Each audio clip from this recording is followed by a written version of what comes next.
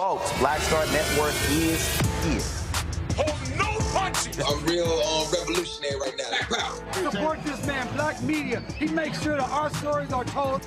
Thank you for being the voice of Black America, Roland. Stay black. I love y'all. All momentum we have now, we have to keep this going. The video looks phenomenal. See, this difference between Black Star Network and Black-owned media and something like CNN. You can't be Black-owned media and be scared. It's time to be smart. Bring your eyeballs home. You dig?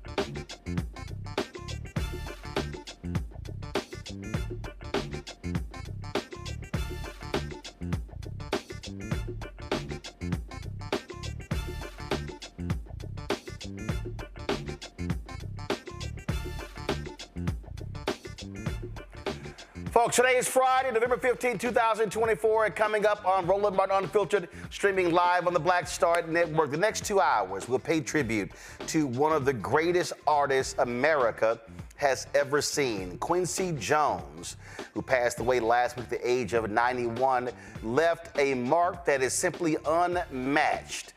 Not just a musician, but a composer. I mean, movies and televisions, you name it, he's done it all. And we'll pay tribute to an enormous life. The man everyone called Q. We'll remember him right here on Roland Martin Unfiltered on the Black Star Network. He's got it. Whatever the biz, he's on it. Whatever it is, he's got the scoop, the fact, the find. And when it breaks, he's right on time and it's rolling. Best believe he's knowing. Putting it down from sports to news to politics. With entertainment just for kicks, he's rolling.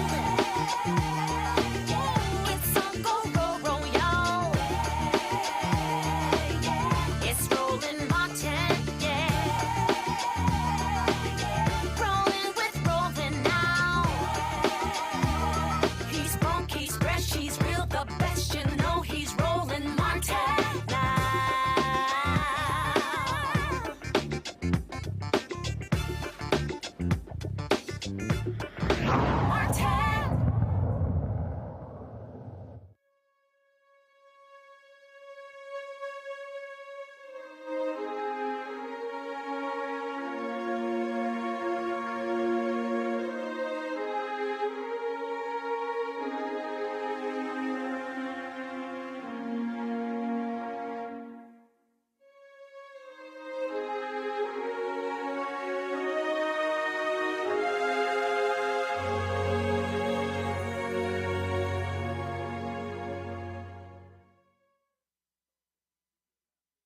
years ago, this photo here was taken at Oprah's Legends Ball in Santa Barbara, California. This, of course, was where I saw Quincy on the red carpet, and we took this photo. It was always great to see him. He always had a great smile, always had great stories to tell. Quincy Jones passed away on last Monday at the age of 91. And of course, with the election taking place, there were so many things that were going on. We normally that day would pay tribute, so we decided to hold off and decided to focus on that today. Again, an extraordinary man who led an extraordinary life. I said this the other day, and I meant every word. Quincy Jones may have died at the age of 91, but this is somebody who I dare say, I always say, packed 200 years of life into 91 years. When you look at the things that he did, when you look at when he had an aneurysm, almost died, and he had a whole second life, then a third life, then a fourth life. We can go on and on and on, the type of life that he led. We now know that Quincy passed away from pancreatic cancer. Don't know how long how long he was diagnosed with it. But again, folks, remember, so much about him. When you think about his story, not only people talk about the Grammys, they talk about, of course, working with Michael Jackson, but we talk about Frank Sinatra. We talk about what he did in movies and television, and how he had just this enormous impact on so many aspects of music. We'll be getting into that over the next couple of hours. And so right now, I want to bring in Michael Bearden. Michael Bearden, of course, musician, director, you name it, can do all of that. And there's so much we could talk about it. So Michael, let's start off with you, because again, when we talk about Quincy Jones, we talk about his influence. I don't know of anyone in the second half of the 20th century and then, of course, in the 21st century, whose impact can be close to Quincy. I would probably say if you had two legendary figures, it would be Quincy Jones and Duke Ellington. Michael? Yes, sir. Again, as I said, when you think about, again, the role that he played, the two legendary figures I will compare Quincy Jones, the person I would compare Quincy Jones to would be a Duke Ellington. So what Duke Ellington did in the first half of the 20th century, I think Quincy Jones in the second half of the 20th century and the 21st century. Yeah, I would not disagree with that. And also, Quincy tells the story that Duke kind of tasked him with, being the person to decategorize music, if you will. So Duke was definitely a fan of Quincy and saw the future in him. So yeah, I wouldn't disagree with that statement. Again, his impact. I think that it's important for people to understand that it just crossed so many areas. Yes. And there was no one genre, frankly, where you can actually talk about Quincy Jones. No, that's absolutely right, and that's what he was about. He was a blueprint for many. I don't claim to be the only one, but he was definitely the blueprint for me, being, from the South Side of Chicago, as he was, as I am. Then he moved to New York. I moved to New York. He moved to L.A. I moved to L.A. But, in his early career, he had, so many hits, not only just his jazz things, but, It's My Party and I'll Cry If I Want To, Leslie Gore. Like, he was the producer of that song. And so I remember having a conversation with him one time, because after he started finding success in the pop genre and other genres, people that he came up with, and, I won't name names, but people were calling him a sellout and all these kind of things. So I was talking to him about that because, a lot of my early part of my career was jazz, as my friend Gerald Albright could tell you. And so I was talking to him one day about that and people calling me a sellout and all that kind of thing. And he told me, he said, you know what you tell them? And I said, what's that, Q? He said, well, you tell them you want to sell out every record in the bin.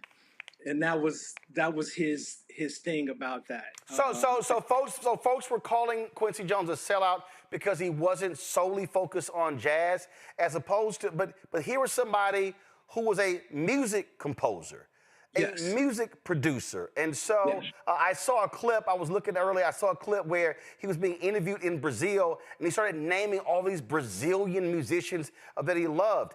When you're a music connoisseur or Renaissance person, you're not focused on one genre or one part of the country. You literally understand that music is worldwide. No, absolutely right. And from where we grew up, especially in Chicago, back when I'm sure when Quincy was growing up, but when I grew up too, music wasn't as segregated on the radio as it become. So, when I was a kid, I was listening to James Brown, Jackson 5, Creedence Clearwater Revival, Jim Croce, Led Zeppelin, like all these things, Ohio Players, like all these things just blended together. We didn't know that you weren't supposed to like a certain type of music. So when it came to Quincy, he was a world traveler. So he studied with Nadia Boulanger. And so, the famous composer and who taught a lot of composers. So when he was in Paris, he was, exposed to all kinds of music. And when you're a world traveler as a musician, you hang with the musicians in the culture. And so you learn the culture and you absorb all the music that's being played around the world. So you don't just think in a homogenous type of way. You think globally, and in a stew. What am I trying to say? Just a palette of everything that you really want to express musically, and so it should not be one thing. And so when anybody expressed that he was a sellout or anything like that, it just showed more about them than it did about Quincy. One of the things that we got to show a little bit later, when he did the History Makers interview, it was quite interesting, Michael. He talked about, frankly, his dad being a numbers runner, and they were run out of Chicago by the folks, and they were, let's just say, involved in some underhand activities in Seattle. Then they would arrive at a place, and he actually saw this trumpet and fell in love with it, and that's what changed his whole perspective when it came to choosing not to be a street criminal and then going into music. Yeah, I read that in his book, his autobiography, and he talked about that a lot in interviews, as you say.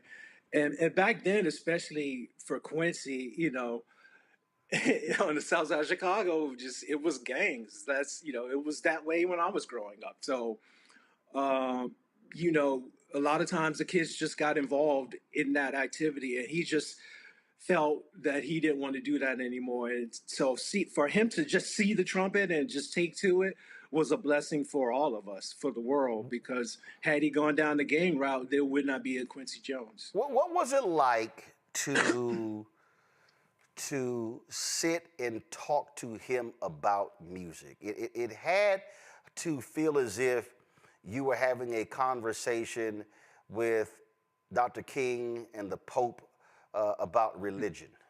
Yeah, that's such a great question.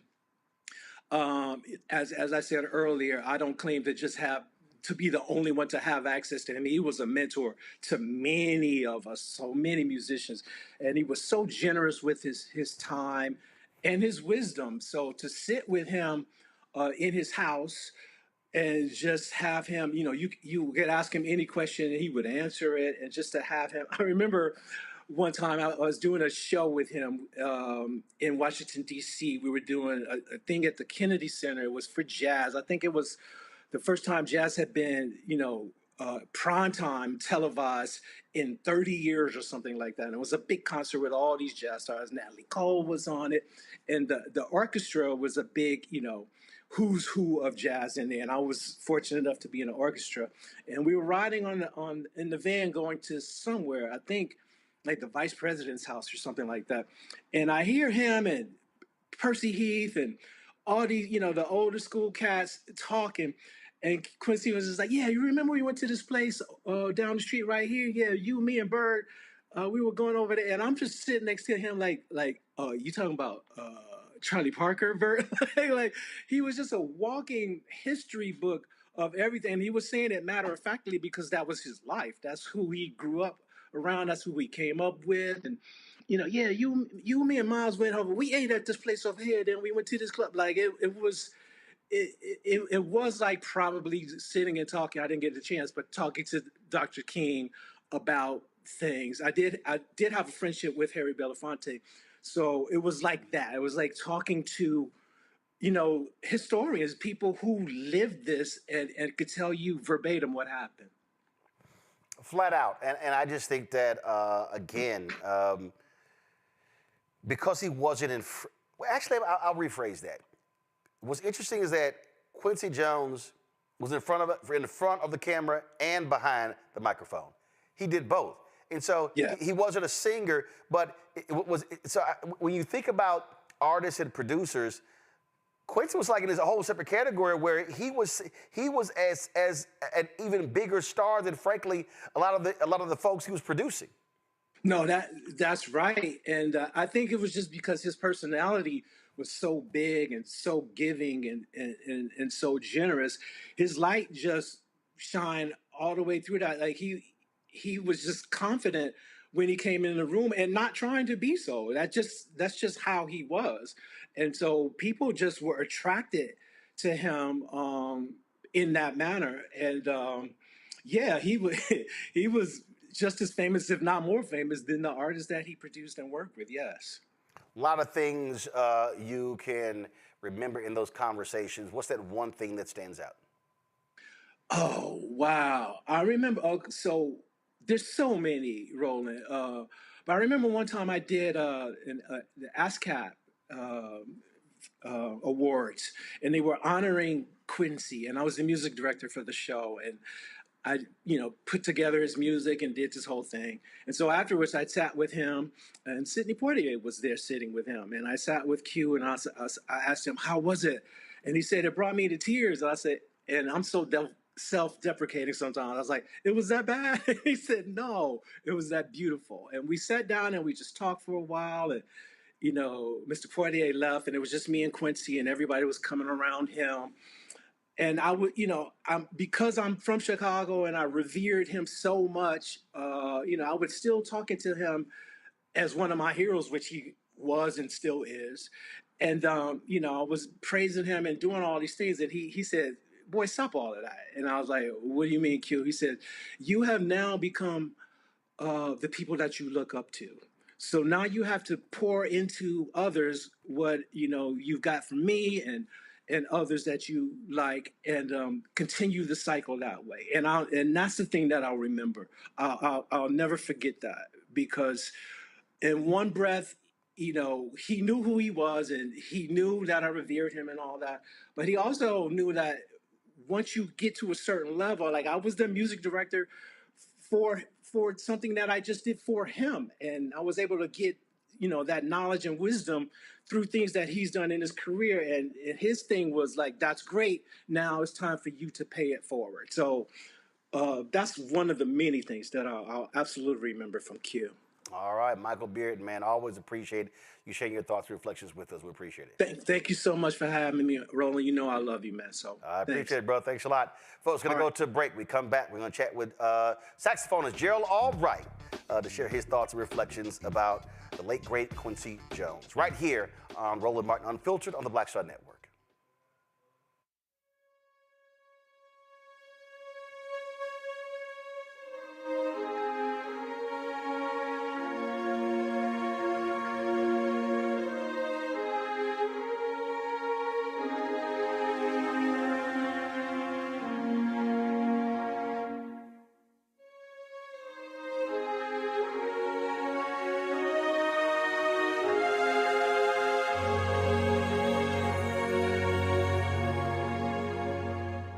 Hi, I'm Dr. Jackie Hood Martin, and I have a question for you. Ever feel as if your life is teetering and the weight and pressure of the world is consistently on your shoulders? Well, let me tell you, living a balanced life isn't easy. Join me each Tuesday on Black Star Network for A Balanced Life with Dr. Jackie.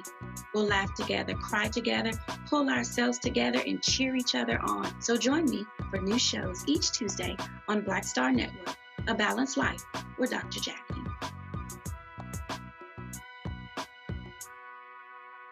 Black Star Network is here. Oh, no punching. I'm real revolutionary right now. Thank you for being the voice of Black America. All momentum we have now, we have to keep this going. The video looks phenomenal. See, there's a difference between Black Star Network and black-owned media and something like CNN. You can't be black-owned media and be scared. It's time to be smart. Bring your eyeballs home. You dig? Now that Roland Martin is willing to give me the blueprint, hey, Cyrus, I need to go to Tyler Perry and get another blueprint because I need some green money. The only way I can do what I'm doing, I need to make some money. So you'll see me working with Roland. Matter of fact, it's the Roland Martin and Cheryl Underwood show. Well, should it be the Cheryl Underwood show and the Roland Martin show? Well, whatever show it's going to be good.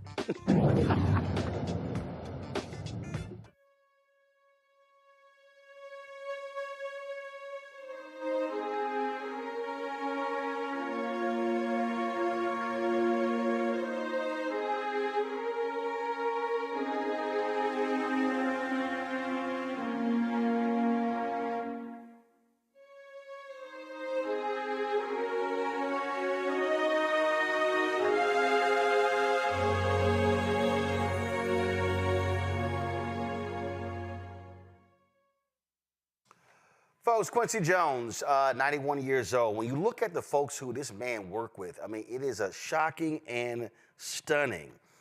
You're talking about Lionel Hampton, Dizzy Gillespie, Frank Sinatra, Count Basie. Then you go, director Sidney Lumet. When you talk about playing in a band behind Elvis Presley. Also, when you look at Michael Jackson, when you look at, when you just start just naming all of the folks. I mean, absolutely, from the age of 20 till he passed away, there was no one who he, seemingly didn't seem to work with. And so we are paying tribute to him tonight on the Black Star Network. Joining us right now is saxophonist Gerald Albright. Glad to have you on the show. And I don't say this lightly. When Michael Bearden was just talking, he was talking about seeing Quincy in a conversation with Sidney Poitier. And when I think about the greats, when I think about, being in rooms with certain people, I mean, when you saw Harry Belafonte, when you saw Sidney Poitier, when you saw Quincy Jones, I mean, you did approach them with reverence because they not only American royalty, but they're absolutely black royalty. Absolutely. But at the same time, the irony of that, Roland, and by the way, happy belated birthday, my frat brother. Appreciate it. The irony behind that is that he was just Quincy. Even though he was royalty, both musically and an ambassador for the United States, you forget, what he really was because he was so down to earth and so approachable. And that's what I loved about him. I kind of called him my industry dad, because you could talk to him at any time. If you called him, he'll answer the phone. He was that guy, and I appreciate him, and I wholeheartedly miss him. I said this to Michael as well. I mean, the man's musical knowledge was just utterly ridiculous.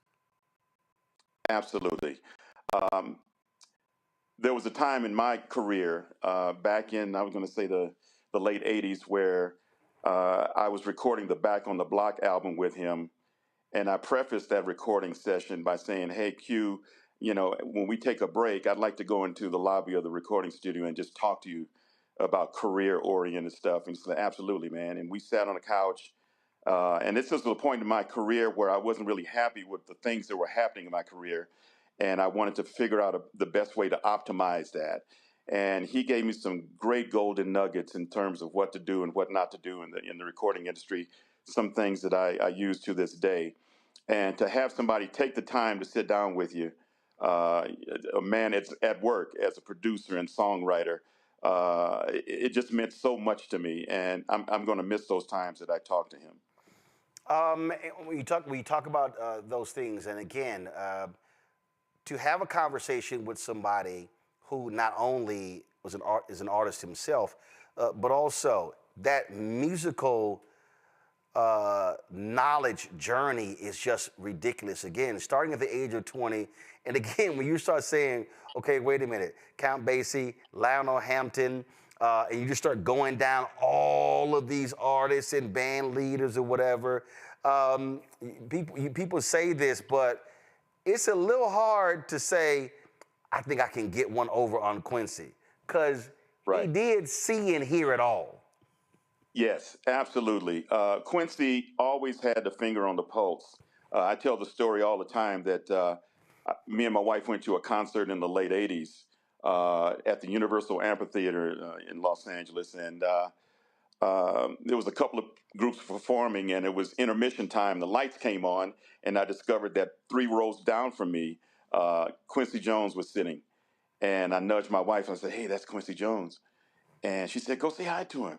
I'm like, I'm not going to go and, I don't want to bug Quincy, Finally, long story short, I got enough nerve to go and say hi to Quincy, and I kind of tapped him on the shoulder. I said, Mr. Jones, and he's like, hey, Gerald Albright. He already knew me, and to the point of, hey, man, I like that record on your new album, which at the time was my very first album as a recording artist, Just Between Us. It was a song called King Boulevard that I dedicated to Martin Luther King Jr. And he actually sung the melody in real time at me, which lets me know, man. Yeah, that messed me up. I was cool for the whole night, man. I'm sure you're sitting there going, hold on, wait a minute, hold on. Here, I got a new album, and Quincy, not only has he heard it, but he's singing it back to me. But that shows you this dude listened to it all. He loved music. He truly did, and all styles of music. But as you said so eloquently, Roland, his history, starting from age 20, I mean, he's done every genre of music known to man, unimaginable. And he was quite the chameleon. He was great at all of it. And again, for him to sit there and actually sing the melody to one of my songs, man, that's the greatest compliment. I mean, it doesn't get better than that, Roland, Well, and I think that, and when I talk about, again, appreciation of the craft, what I often say to people is that really what sets apart greats from others, where they aren't just sort of just locked into their own little space. They are listening and seeing and studying and experimenting and going all over and gaining and gaining inspiration from so many different sounds. And I just think that I always joke with people all the time because they go, man, like you listen to all this stuff. I said, but you don't understand. I said, if it sounds interesting and appealing, I want to hear more of it. We don't have to be so locked into just this one style, this one genre. You got to go broad and beyond. And that was Quincy, which made him the one person you wanted on speed dial. Absolutely. Absolutely. And he inspired me so much in my own personal production and songwriting. I myself, due to Quincy, listen to different genres of music to help inspire what I'm doing. And you never know what's going to really hit home and really inspire you in a way to make a hit record. So you got to listen to everything. And he was one of those guys that just really pushed that point. You have to be broad in terms of your approach to the music because it's powerful and it's vast. And so I thank Quincy wholeheartedly for that. There's so many things that he did. Again, when you look at 79 Grammy nominations, winning 28, the record was broken by Beyonce. But it's not really even just the Grammy Awards. I just think how Quincy Jones was received across the world. Yes. He was a true ambassador. In a non-musical sense, the one talent that he had was making everybody around him comfortable. you couldn't say no to Quincy. Again, he's like an industry dad. When he called you, you would drop everything and go and do whatever he asked you to do. He just had those type of relationships, but he made you feel like you were part of his family. And whenever he did something huge. I remember we went and did the Montreux Jazz Festival in Montreux, Switzerland some years ago, and it was Quincy Jones night, and we had a big band and a who's who. I can't give you the list of the who's who that was on that stage, but I was blessed to be there myself. And as I looked around, I'm like, wow, this guy is truly loved. And, as he was getting to the work of making that show what it needed to be, he was still like dad showing up. He just showing up at home, and, we're playing in his living room. It was that type of vibe. It was very comfortable. And I'm going to miss those moments with him, man. But I'm glad I have the moments that I have to remember, between he and I. Indeed, indeed. Gerald Albright, we certainly appreciate it, Fred. Keep up the great work. 06, you're very welcome, man. See you soon. All right, absolutely. Folks, as I said, Quincy Jones sat down for an interview that was taped here in Washington, D.C., by the History Makers, and it was great to be there. I had an opportunity to witness this conversation, and in that conversation, there were a lot of things that were talked about. But one of the things he talked about was moving to Washington State, moving to Seattle.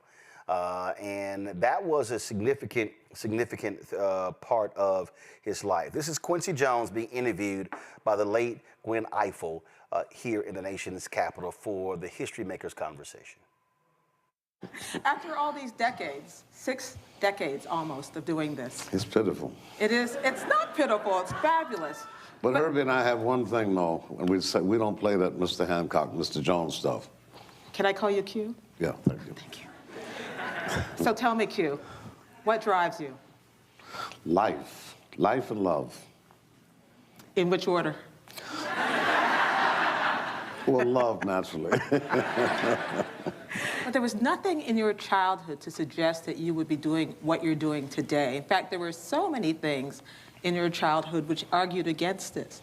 Absolutely. We wanted to be the great gangsters because that's what Chicago was best at. Chicago, they groomed the best gangsters, black, white, green, or blue, whatever.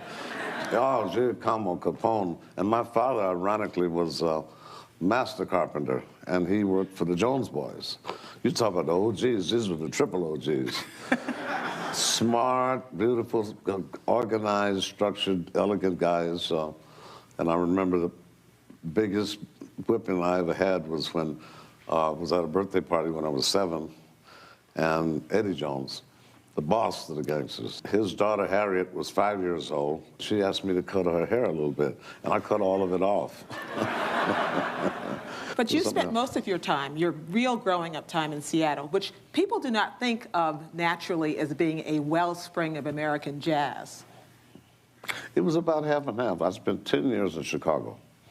We left right after the Jones Boys were politely asked to go to Mexico.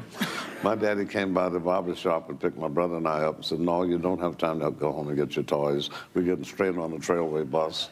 And we went to the Northwest because he was a Jones, but he wasn't a gangster.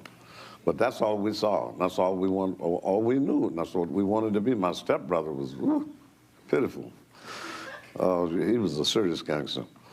But, and then we went to this unclaimed territory in Bremerton, Washington, the Bremerton shipyards. I said, man, we're going to waste this place. Because, you know, we're 11 years old or 10 years old, and we had seen all these professional gangsters working all this time. I said, we could tear this place up because they don't know what's going on. I remember our first big job, you want to call it. Clarence Avon likes to call them businessmen, please. We stole a carton of honey, bottles of honey, and went out in the woods and drank all that honey, and I never touched honey again for 20 years. Tell me about lemon meringue pie and juke joints. Right across the street from my house was the Army camp with the barbed wire, 50 caliber machine guns, and there was a big armory next door that was our recreation hall for all of the whole community. And we had inside tracks on everything, you know. I'm telling you, we got our stuff together. And we heard that there was some lemon meringue pies being shipped in on Monday, and some chocolate and vanilla ice cream, so we were ready on arrival.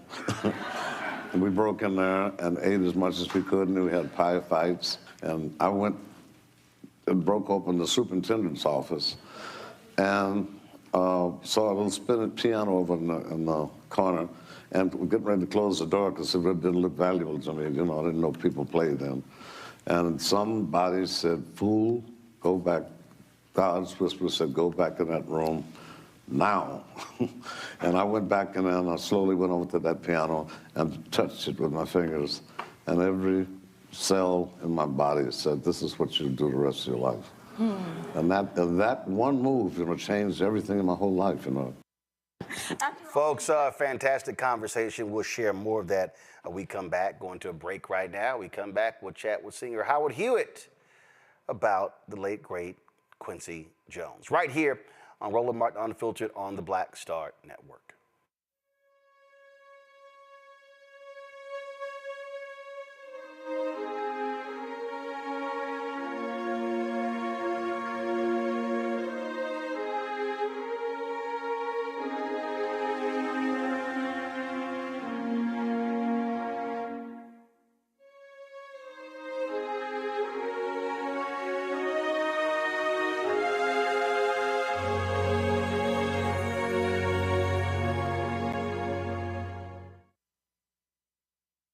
When you talk about blackness and what happens in black culture, covering these things that matter to us, speaking to our issues and concerns. This is a genuine people-powered movement. There's a lot of stuff that we're not getting. You get it, and you spread the word. We wish to plead our own cause.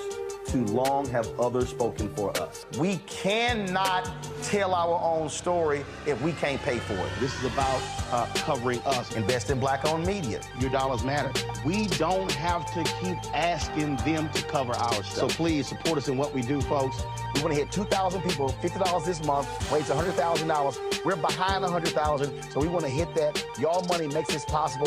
Checks and money orders go to P.O. Box 57196, Washington, D.C. 20037-0196. PayPal is R Martin Unfiltered. Venmo is RM Unfiltered. Zelle is Roland at RolandSMartin.com. How you doing? My name is Mark Carey, and you're watching Roland Martin Unfiltered. Deep into it, like pasteurized milk without the 2%. We getting deep. You want to turn that shit off? We're doing an interview, motherfucker.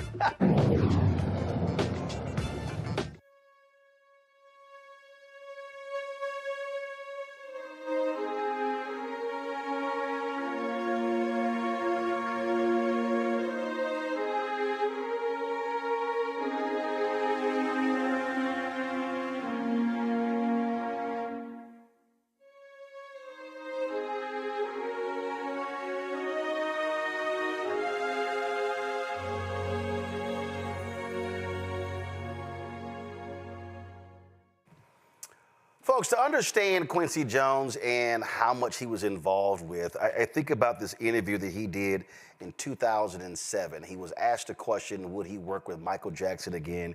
He said, "Man, please, we already did that. I have talked to him about working with him again, but I've got too much to do. I've got 900 projects. I'm 74 years old." Quincy Jones was doing music, he was doing movies, he was doing television shows, he was doing all sorts of things. Folks, just think what I just told you. This was when he was 74 years old.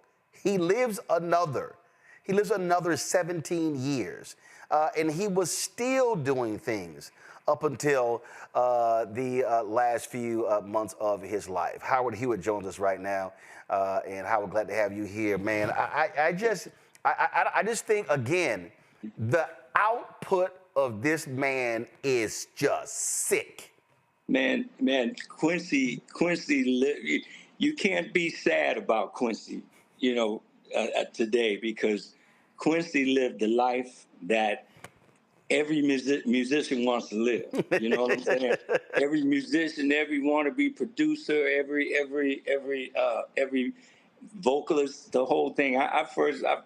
When I first met Quincy, man, I was kind of branching off because I got in with the group. I got in with Shalimar.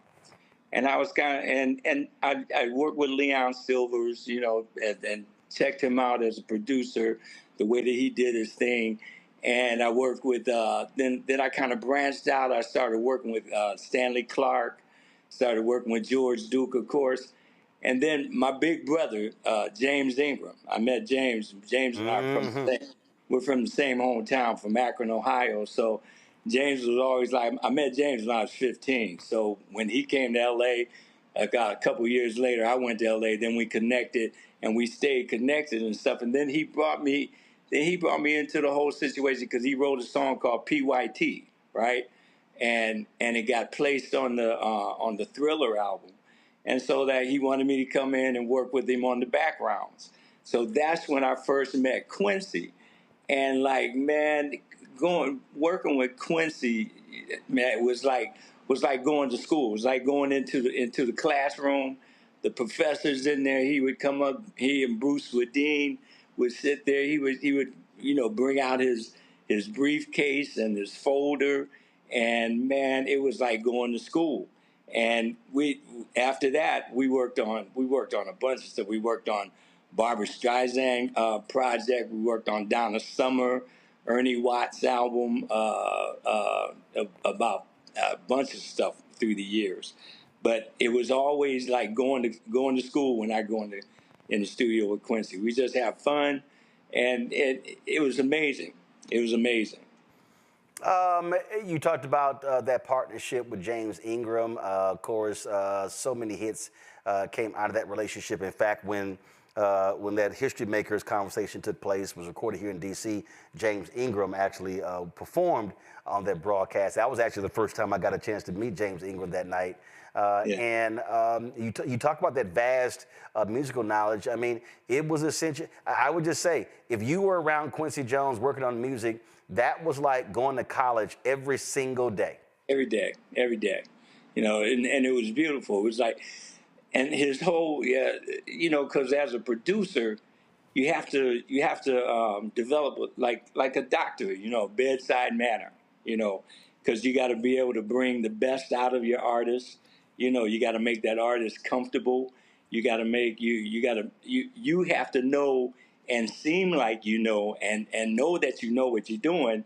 You know, as an artist, if I'm sitting there and with a producer and the producer doesn't really know what he's doing, that doesn't make me, you know, that comfortable as an artist. Then we're both in there, you know, looking around and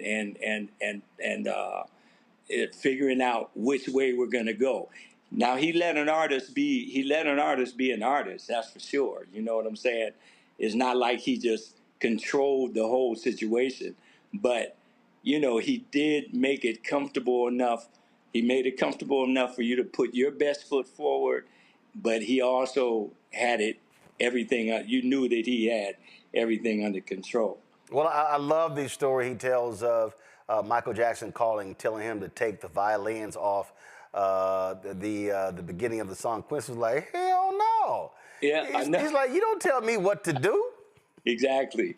And as from that story, you realize that's one of the most identifiable parts of that song.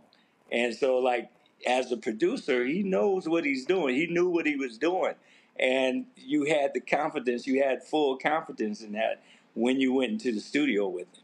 Well, I think what also people need to learn, you have amazing artists, Michael Jackson or Prince, who are musical geniuses, but you can't also deny that there's a musical genius of the producer as well.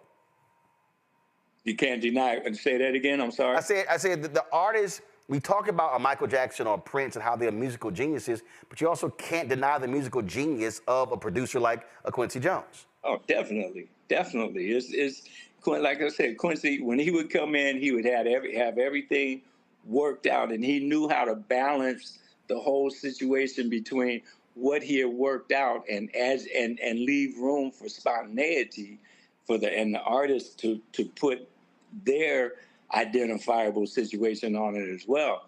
but spontaneity is very important in the studio as well, and he realized that. So, you know, and as a producer, you have to know, you have to have a good balance between the two, you know. Absolutely, absolutely. When you think about just so many of the different artists, does it also impress you that he was able just to move from not only decades, but genres, but also musical tastes and styles from 50s, 60s, 70s, 80s, 90s, 2000, 2020. I mean, he was like a chameleon of music. I mean, he brought over he went over all genres of music. You know what I'm saying? And like I worked on the back on the block project with him as well, and to see him go from, you know, the Patti Austin to Big Daddy Kane to, you know, jumping back into Ray Charles and Shaka, and I mean he jumped there. It was amazing watching him work on that project. Was really an amazing process that he went through. Share a little bit more about that, because most people don't understand how albums come together. It's not like everybody is operating in the same space in the same time. And so how much time did you spend with him? We spent on the back on the black album. It was like I went in and did. We worked on. I worked on about maybe 3 or 4 tracks on that album with him, and me and James, and a couple other people. Then he had some of the chorus type of situation where you had a bunch of people, you know, a bunch of artists that were like a choir type of situation, you know, and everything. When you think about a project, especially a project like that, to keep everything, it's a chore to keep everything in order. You know what I mean? Because he was going back and forth from one genre of music to the other, from one artist to the other. So, you know, it was like he had, as a producer, he had to keep everything in order. You know what I'm saying? So there wouldn't be total, complete, just chaos. You know, because in a production like that, it's easy to fall into a bunch of chaos, because, you know, everybody's going to have an opinion about that. Everybody's going to have an opinion about this. There's going to be, you know, this type of thing, that type. So as the producer, you're the one that has to be able to listen, but then keep everything on track as well, so that you stay on the schedule that you set for the completion of the album. You got to keep everything on track. So that was like, man, that in itself, and a big part of Quincy's team was Bruce Swedien, the engineer, and man, with Quincy's guidance and Bruce's ear, and Quincy's ear along with Bruce's ear, and keeping everything like pinpointed as far as the sound that you want, the type of vocals that you want in there, what you want to project as far as, you know, the mood of a song. And back and the Back on the Black album, there were so many different moods that were happening.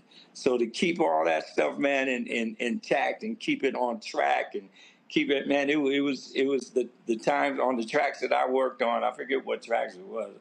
Back on the Block, and I forget the name of it. So long ago. But man, to keep everything on track, man, that was a feat all in itself. Did you ever, watching the process, wonder how he gonna pull all this together? You know, it's like, but you might say that, but then you look up there and you see, oh, this is Quincy Jones. You know what I'm saying? It's like then all speculation, all questions, and everything go out the window, because you know he's going to pull off. Before we did that project, like I said, we had worked on a bunch of other stuff before that, and by that time, I had really gotten to know his style, and that's what my whole thing was at the time. Like I said, I started working with when I first came into the business, into the recording business. Anyway, I was working with Leon Silvers. So Leon and Quincy, even though Leon is prolific in his own and amazing in his own right, they were two completely different ways of producing.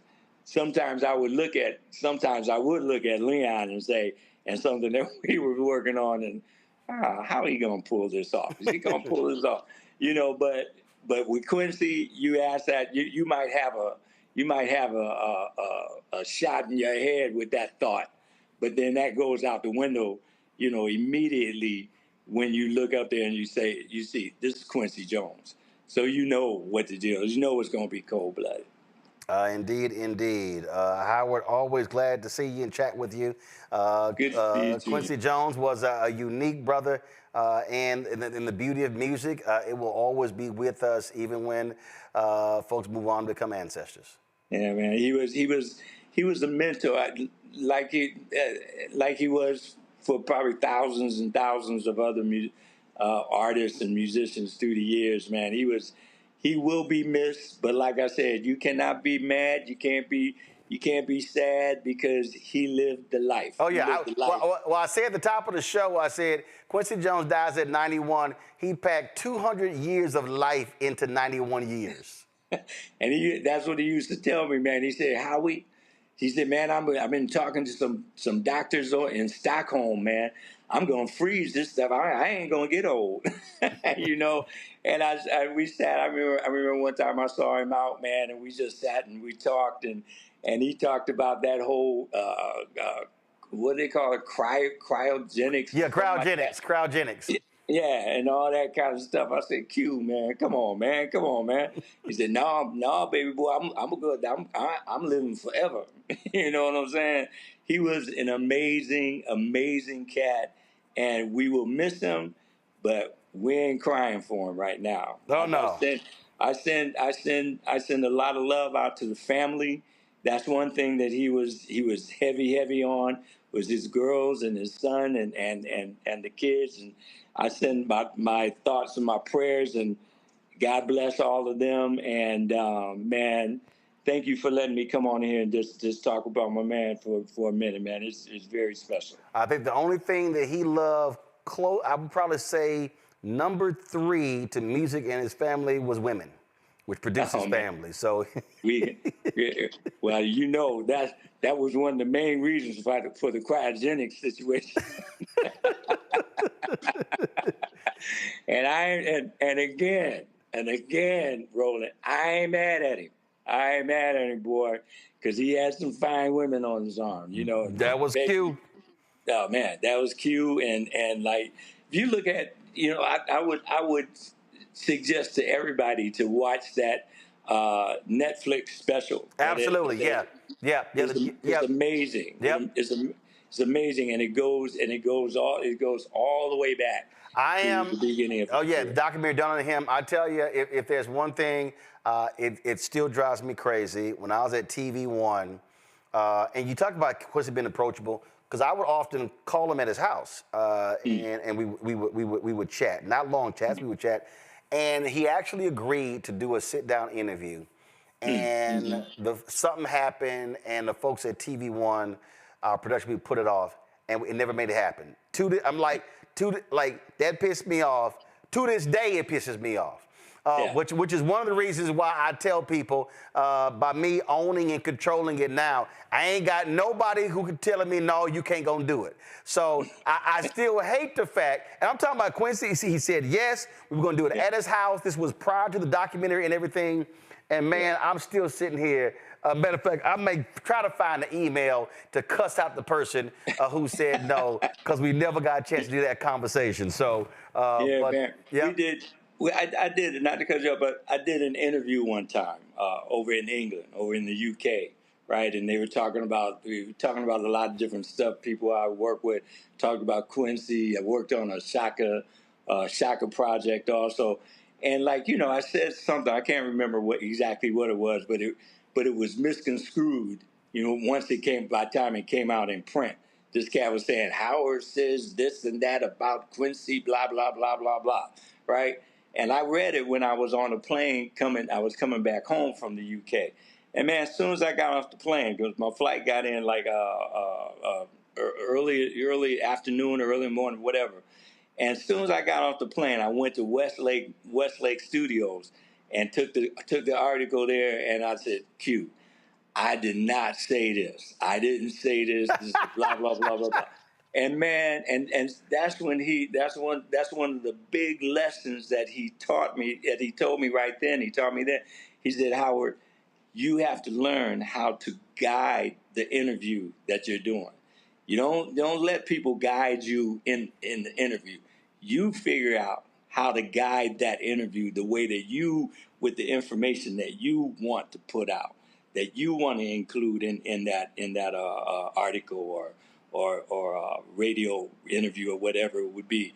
And that was one of the because that was early in my career. Mm-hmm. So I'm still feeling my way somewhat around interviews and stuff. And a lot of times, man, you be in an interview, man, and somebody says something and you go off on a whole nother situation that you shouldn't go off on.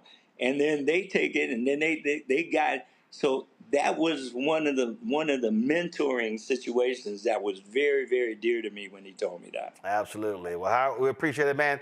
Thanks a bunch. Thank you, man. God bless. Appreciate it. Folks, Quincy Jones talked about in that History Makers interview how music was his escape. Here is that conversation. Music for you was an escape. It was your form of rebellion. But music was more than an escape. It was a mother. I started out in Seattle when you had to play a white tennis club dinner with white cardigan jackets and played dance music and so forth. Then we changed our uniforms and go to the black clubs, the Rocking Chair, and Washington Educational and Social Club. What a joke.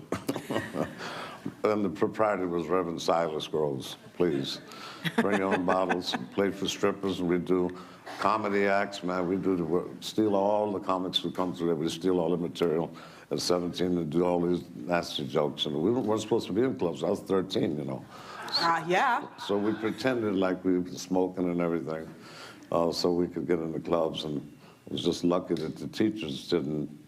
I had one teacher, Parker Cook, that saved my life because he said, you're doing what you're supposed to be doing. Because I didn't get finished playing until 5:30 in the morning. And I could. Garfield High School is right across the street, that's where Jimi Hendrix went to. And I couldn't get there till 11 sometimes, but he supported me, though. In fact, I thought I saw him up there in one of those joints a couple of times. Did it ever occur to you that you were in the middle of something revolutionary? No way. We were just, Ray Charles came to town, I was 14. I couldn't believe him, He came in and he was 16 or 17, but he was like 100 years older than me because I was still staying at home with 8 kids, and 2 parents and his raggedy stepmother. And he had 2 suits, his own record player, 2 girlfriends, everything. I mean, I couldn't believe it, and I was around him all. I didn't do it like Lorenz Tate did. I wasn't like that at all. And I wrote the dialogue for that, but I wasn't like that at all. In movies, they have to make up stuff, This little cat was loud and cocky and talked. I never talked at all when I was little. I sat up and listened because I was around guys who knew what they were talking about, like Basie and Clark Terry. And there's one thing that Ray and I used to say every day to keep from being affected by the climate in this country at that time, and that not one drop of my self-worth depends on your acceptance of me. Because you never wanted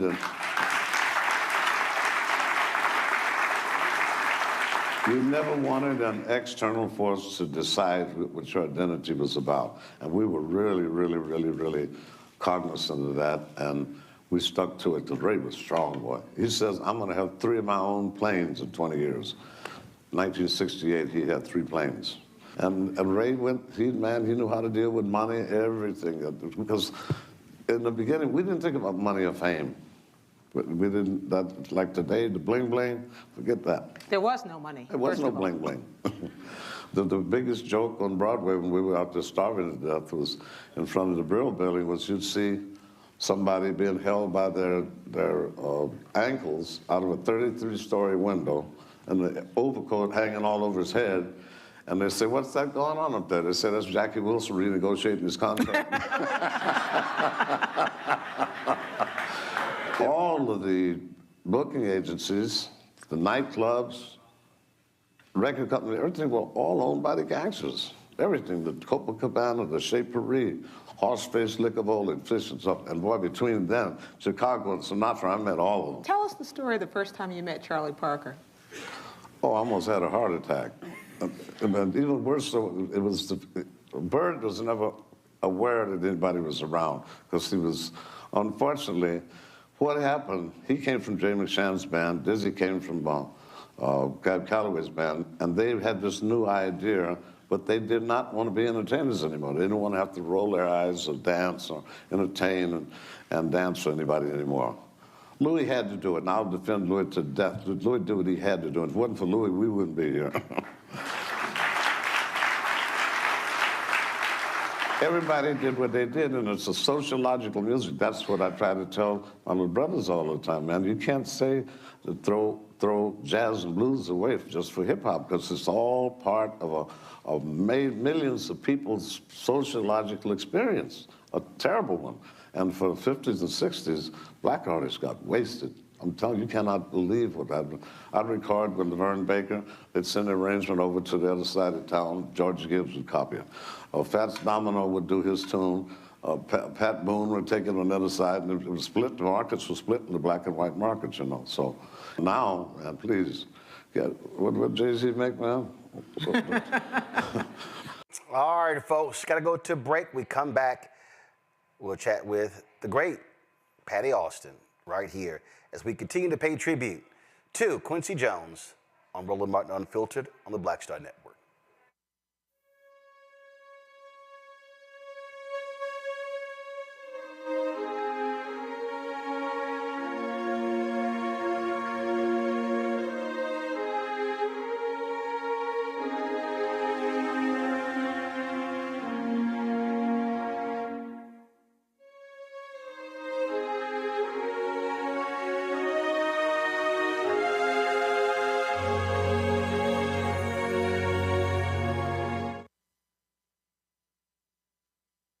Hatred on the streets, a horrific scene, a white nationalist rally that descended into deadly violence.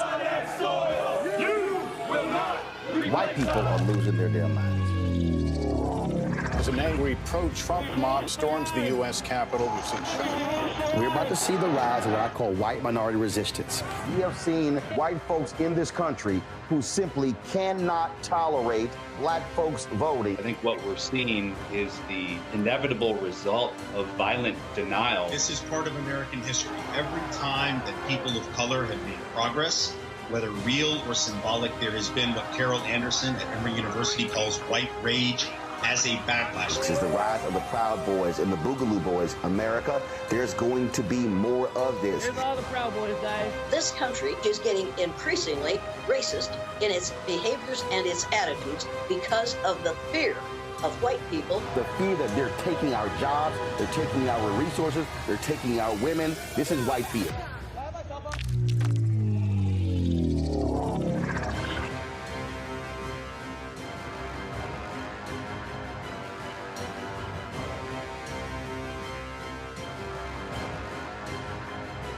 Pull up a chair, take your seat.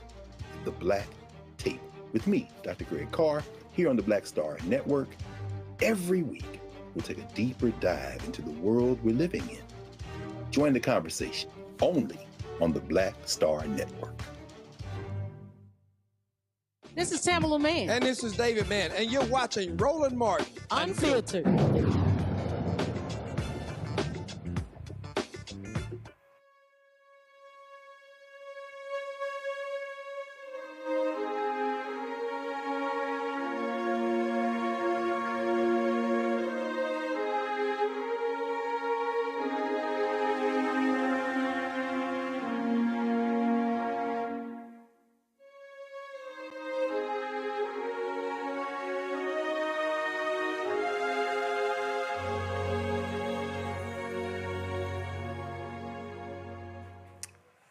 folks, welcome back to our tribute to Quincy Jones, who, of course, passed away Monday before last at the age of 91.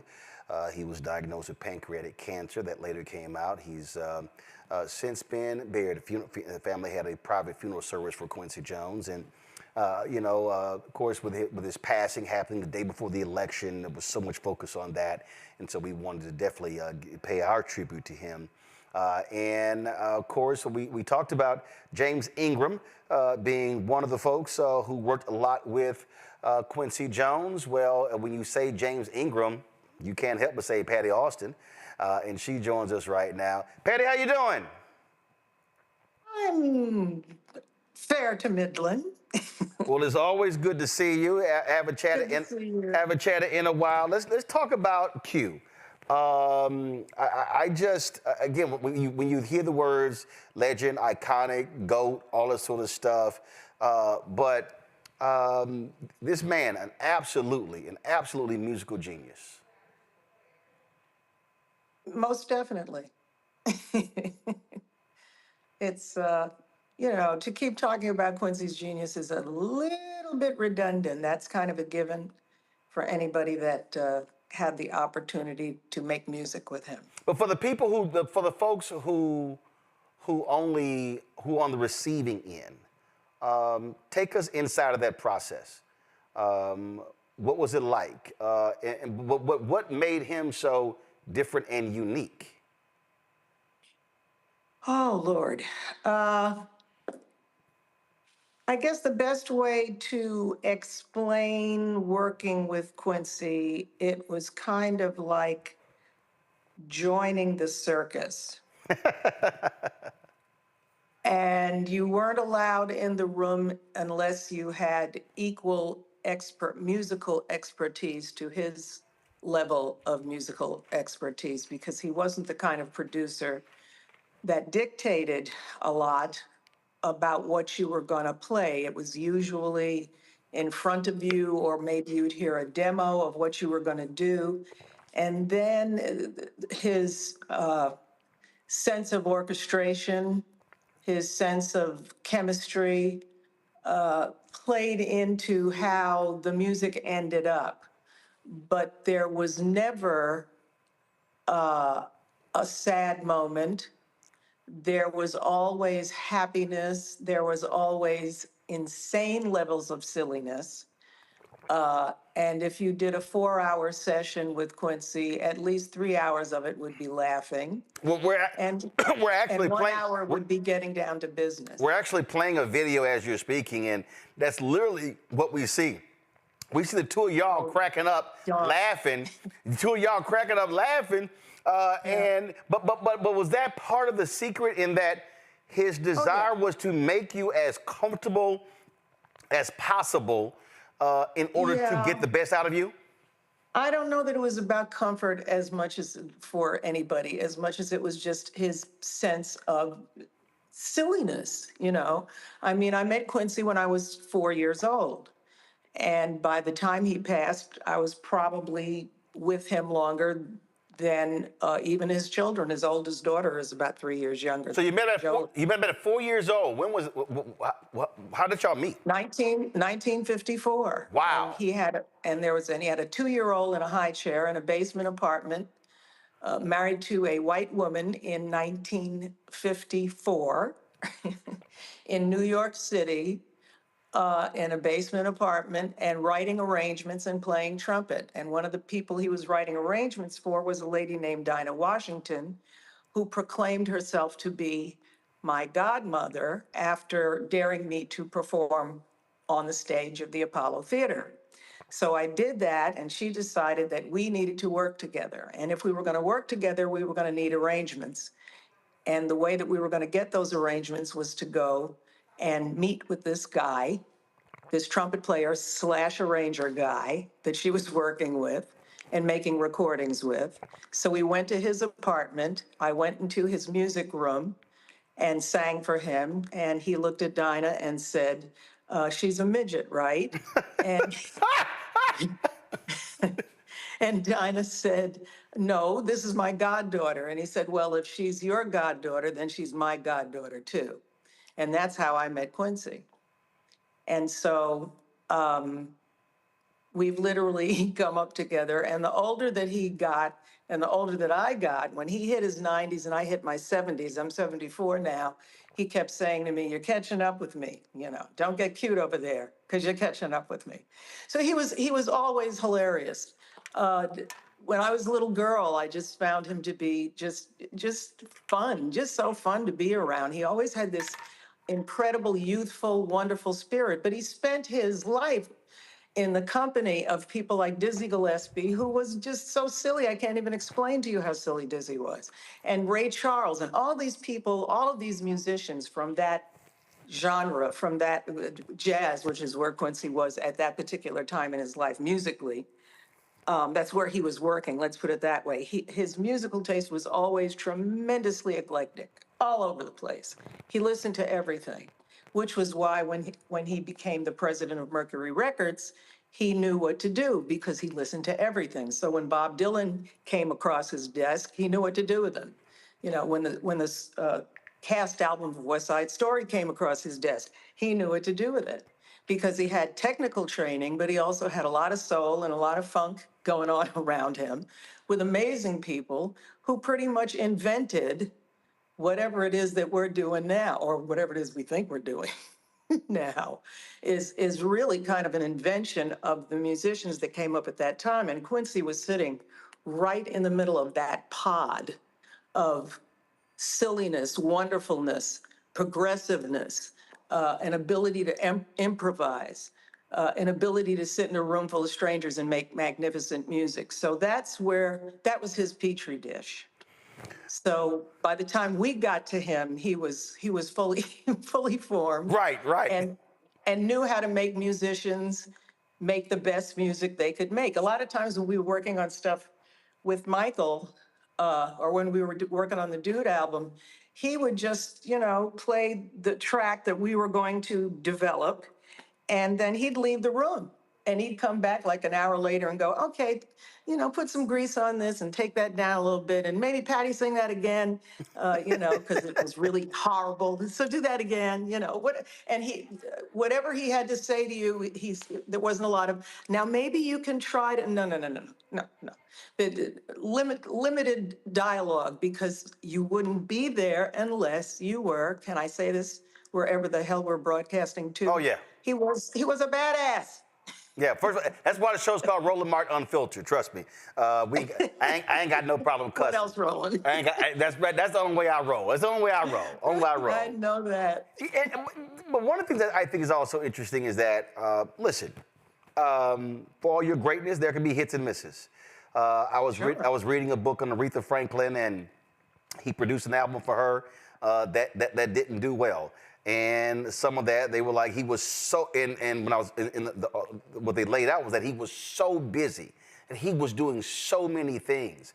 And and when you read these stories and you watch these interviews, I mean, you sit here and go, my God, how in the world did he keep up with all of that? Because he was doing everything. Yeah, at one point he did absolutely everything. But again, he knew how to delegate everything so that he didn't have to do everything. Right. And to me, that was his talent, because he was the consummate band leader.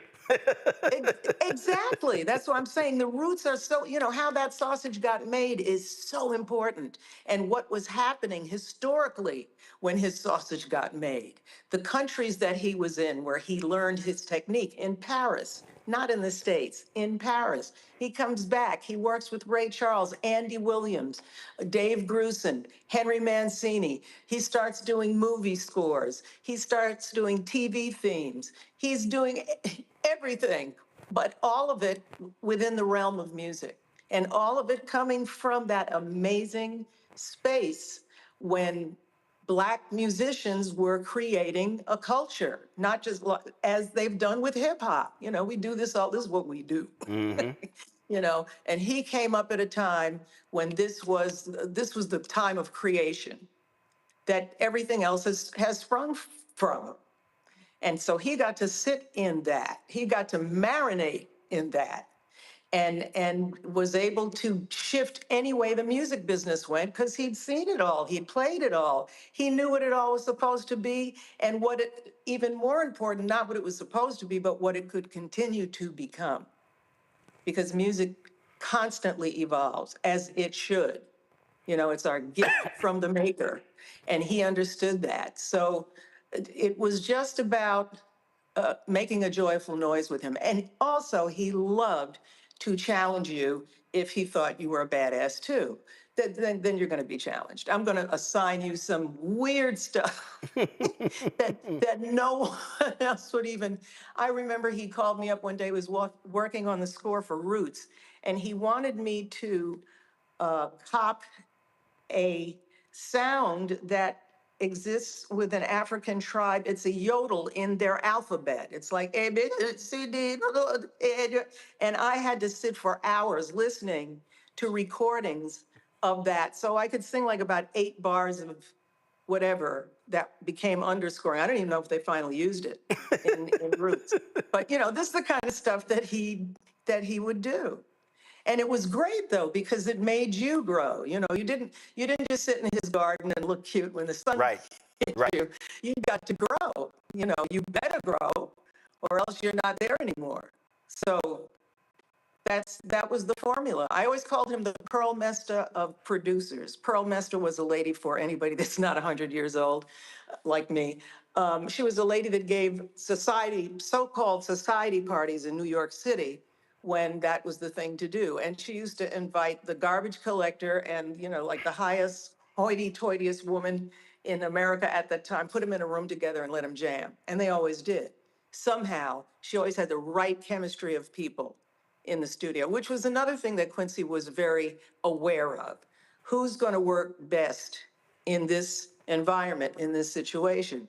He might know somebody that's going to play their booty off, but they're going to be an equal pain in the ass. They're not going to be on the session. And this was something I learned from watching him work when I became a contractor for singers.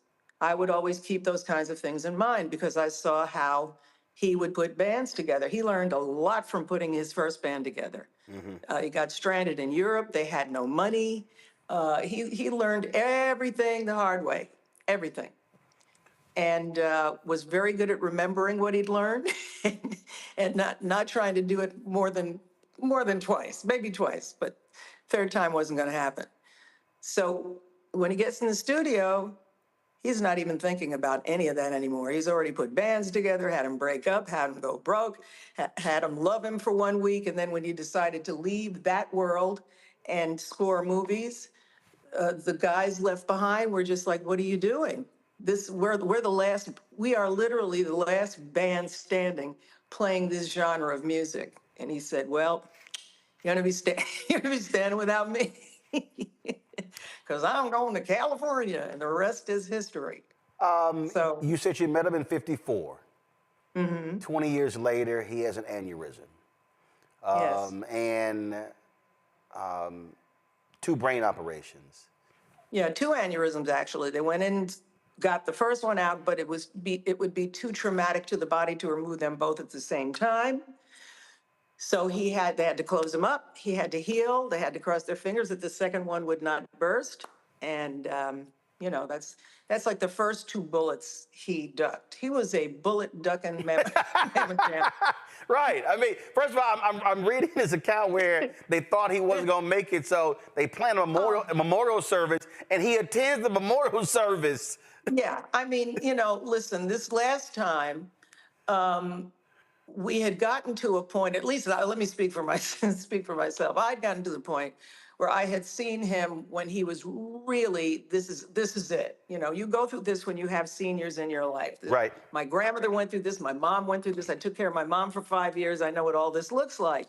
So it's like, okay, this is it. He's just gotten out of the hospital. He's frail. I don't know if he's going to make it. I go to see him. I'm very worried about him, but not sure what happened, folks. We're going to get Patti Austin. Hold on, Patti. Patti, you there? Yeah. Okay. Oh, yeah. Can Sorry, you hear me? the phone blacked out there. Yeah, So you said I'm sorry. what we heard of was he was frail. Yes, when not this time when I saw, well, actually, that's another story, but I'll get into that in a second. Go But ahead. I went to see him when he was very, very frail. And I was warned, he's very, very frail. I said, look, I know what frail looks like. I'm damn near frail myself, okay? So a mirror can tell me what frail looks like. So I went to see him, and we had this thing between us. When Quincy was working with Leslie Gore, he invited me and my parents to see the recording session. And she went on a break, and he said, I'm going to let you go in the booth and sing so you can see how you sound, so you can hear how you sound on tape. And he said, sing. And I said, well, what, I'm like maybe 11, 12 years old. What should I sing? He said, whatever you feel like singing. So of course I'm like 11, I'm 12 years old. So I sing my favorite song, which is Great Green Gobs of Greasy Grimy Gopher Guts, Mutilated Monkey Meat, Little Dirty Birdie's Feet, 1-quart jar of all-purpose porpoise pus floating in my pink lemonade, and me without a spoon. So Quincy used to sing that to me whenever he'd see me. We wouldn't see each other for, I don't know, 3 or 4 months or maybe even a year. He'd sing that to me. So I go to see him when he is bent over in frailness. And the nurse is saying, this is your goddaughter. She's here to see you. He barely lifts his head. He looks at me and he sings the entire song. Okay. Wow. Then I had a conversation with him about the band, about his original band. I said, Poppy, I called him Poppy. Poppy, I was listening to the old stuff the other day. God, that band was so great, because I worked with that band when I was a kid. I did a show with Quincy called Free and Easy that we rehearsed in Europe, and the plan was to bring it to Broadway, but they lost all their money. It was a mess. But anyway, so spent pretty much a year, almost a year in Europe working on this show with him. Huh? No, go ahead. Go ahead. Oh, no. So I spent almost a year on the road in Utrecht first, which was where we rehearsed at the World's Fairgrounds. Remember when they used to have World's Fairs? And the building we were rehearsing in, they were going to tear it down as soon as we finished rehearsing, which they did. And we moved the production to Paris at that point. So I had this whole background going with Quincy in those days of his working with the big band stuff. So I knew all the guys. They were all in the Free and Easy band. My dad was in the Free and Easy band. And so I talked to him about those musicians. I named 2 of them. I guess there were maybe at least 10, maybe 13 members altogether. He named every one, every last one of them, and said that was the best band I ever had. And then about 3 weeks later, I think it was last Thanksgiving, I went to the house, and he was sitting straight up in a chair like a potentate. And I went over to kiss him, and he said, baby, I like that dress. And I said, okay, you're fine. All over again. I don't know how you're fine. The last time I saw you, you were singing Great Green Gobs to me and with your head hanging. And we were all of the kids and I were standing around him going, what happened? How are you here like this? So after that one, I was like, look, he's going to be here at least another 20, 30 years. He's just going to be sitting on top of earth. It's going to be ashes, and Quincy's going to be sitting on top.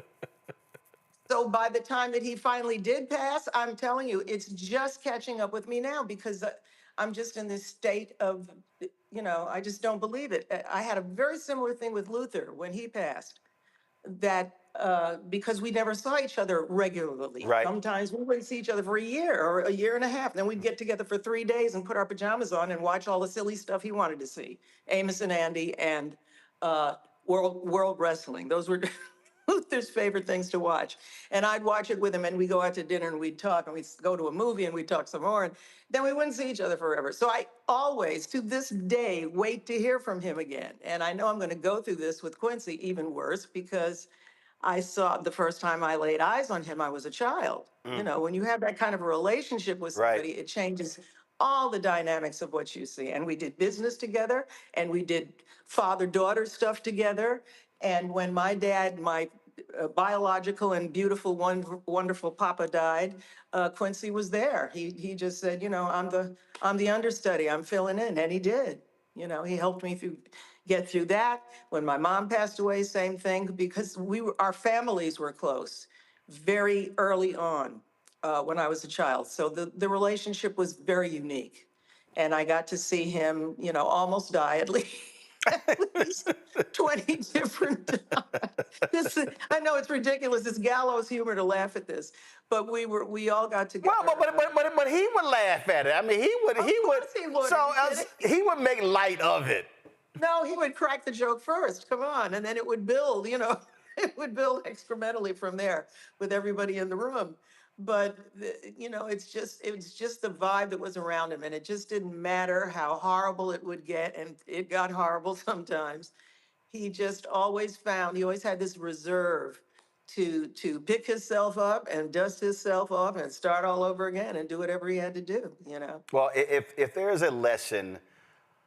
There's a lesson for a lot of people who are watching or listening to this, or a lesson they can take away from Quincy Jones' life is that, and again, and the reason I mentioned the aneurysm is that if you look at the output of his life after.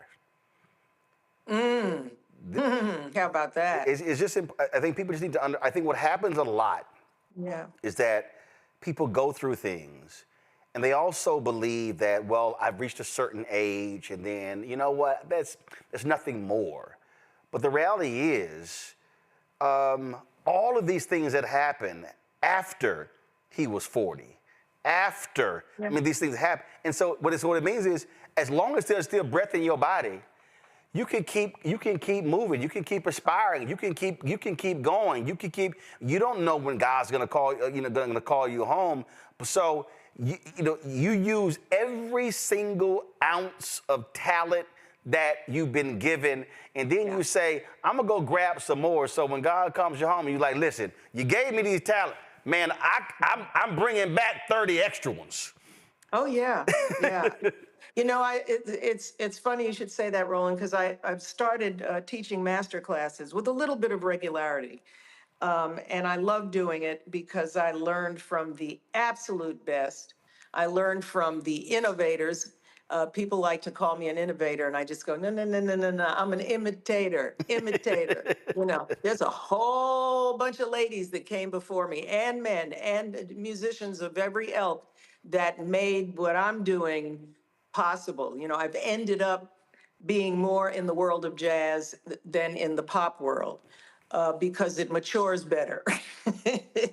I think after a while, if you're doing, you know, certain kinds of music at a certain age, if you notice, most pop artists, when they get a certain age, they start recording the Great American Songbook. There's a reason for it. You know, it's sophisticated. It reaches a different audience.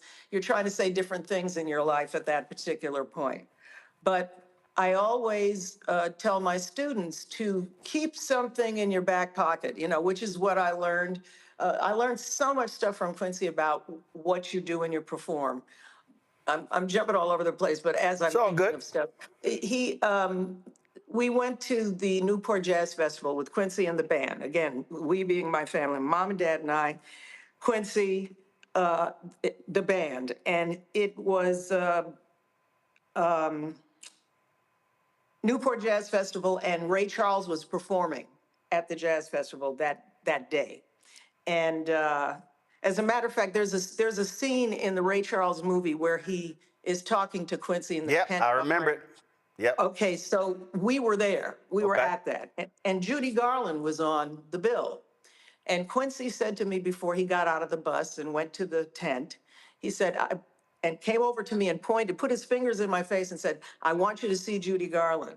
And I was already performing. I was doing TV, I was doing theater, I was doing everything. And he said, I want you to see. I said, I don't know, you know, I'm listening to like Led Zeppelin and and I'm listening to Motown and I'm listening to everything but what he's talking about. I said, Judy Garland, she was pretty much a hot mess at that time. Her personal life was just a mess. And her chops were bad. And I'm like, he said, I want you to see her. And I said, okay, I'll see her. Well, I saw her and her chops were bad.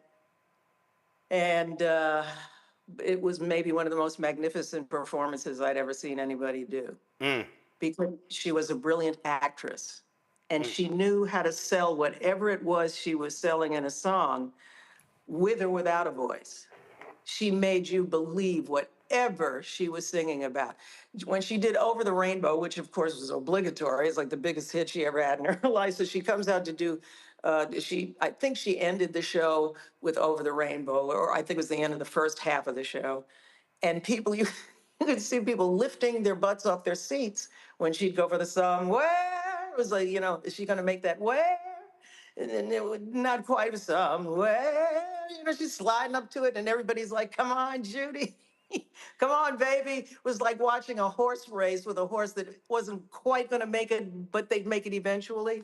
But it just didn't matter. And I'd never seen anybody perform like that before, because that really didn't have anything to do with the tradition of jazz or the way jazz female vocalists performed. They were very non-dramatic, very stoic. Lena Horne just posed and looked magnificent and sang her butt off, and that was enough.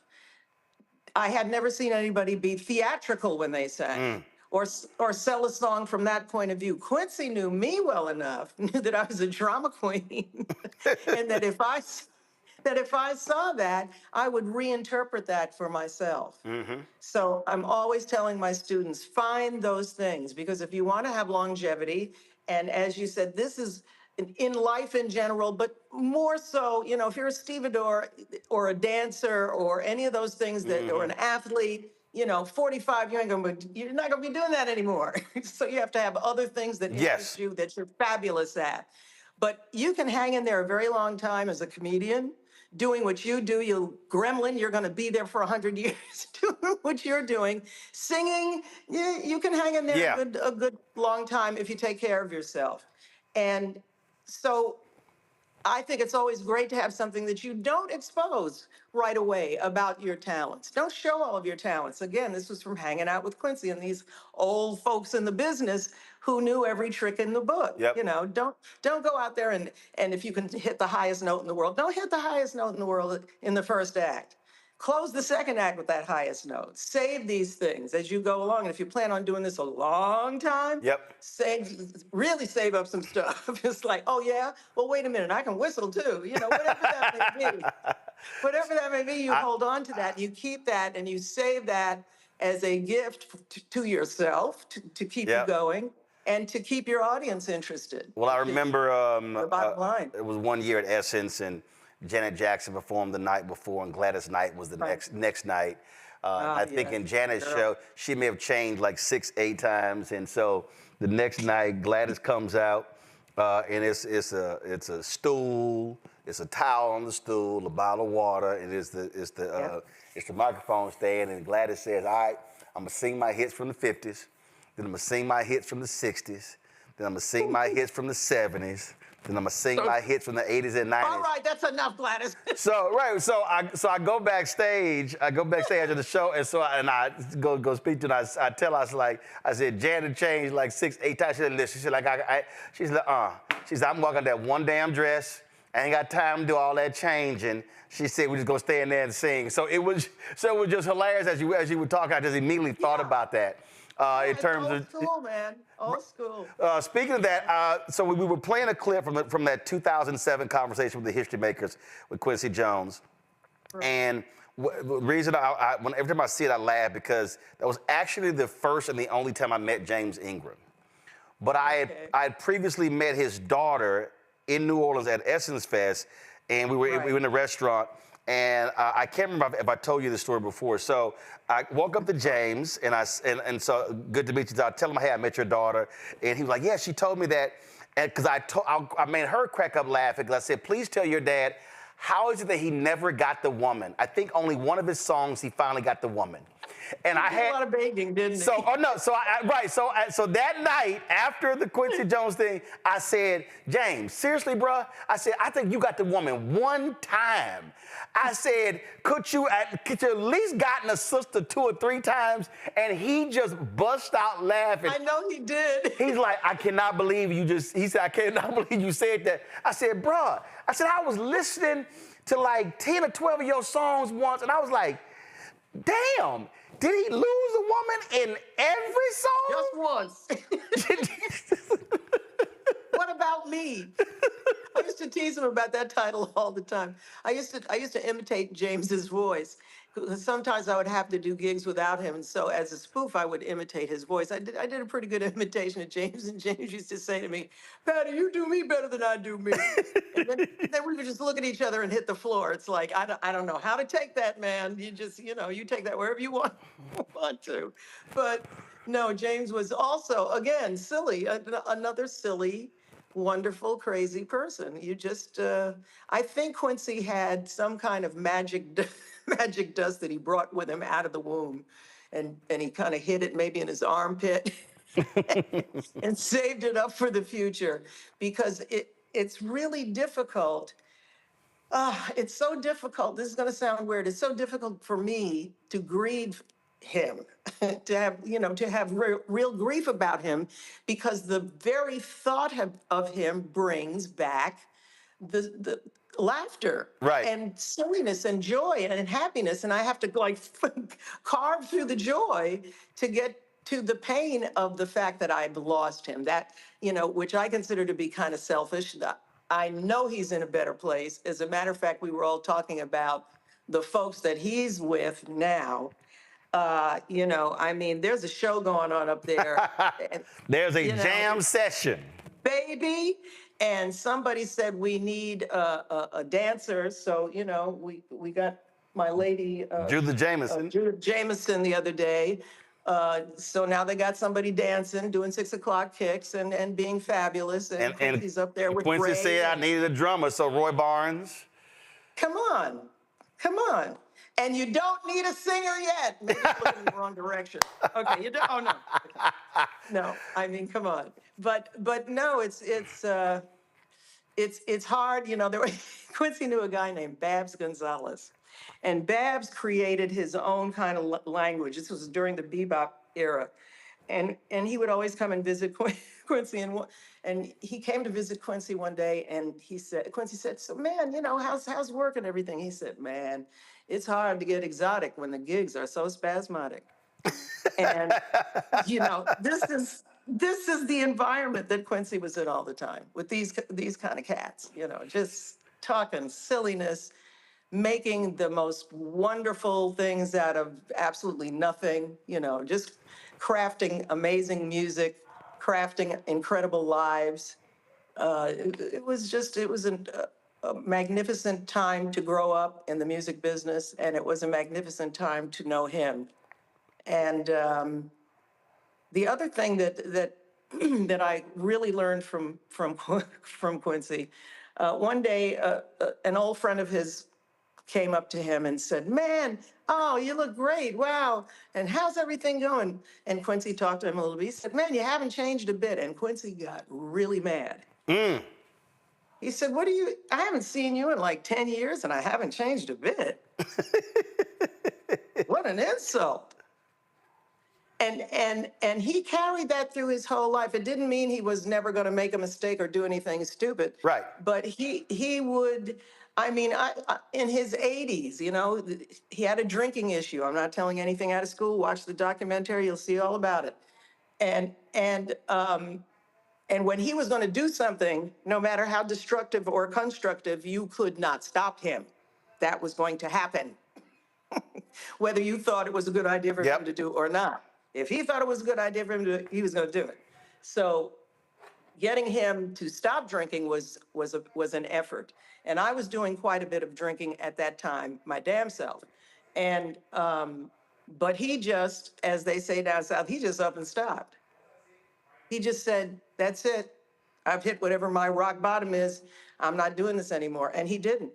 And I saw him be able, I don't know too many people in that age bracket that have that kind of an issue who can even begin to address it.